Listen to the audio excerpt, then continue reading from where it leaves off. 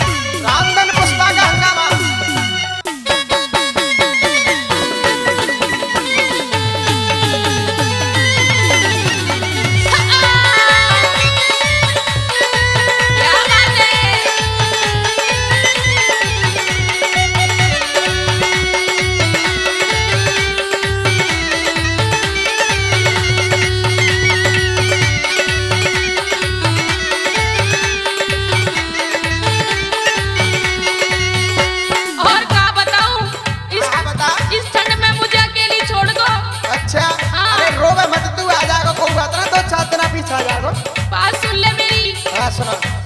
ओ माफूस की ठंड पड़े और हवा चले पुरवाई, बिन मालूम की नींद न आवे काम न दे रजाई। आए परले फट गई।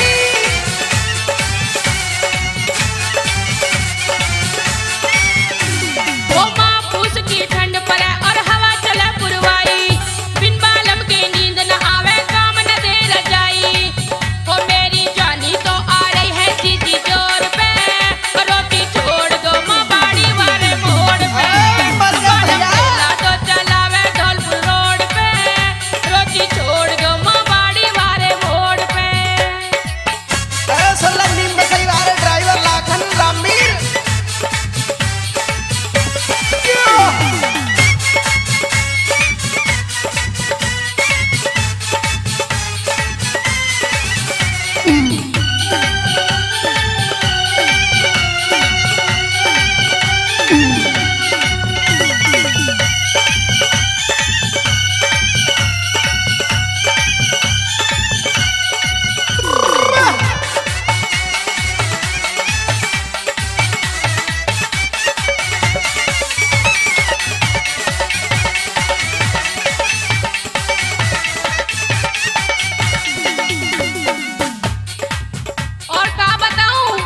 पता क्या कर रही है? मेरी गैल बहुत बुरा हो रहा। चिंता मत करे, आ जाओ। सुन ले बात मेरी। हाँ जाड़े में जेठ जिठानी सोए पोरी में खटिया ले चल।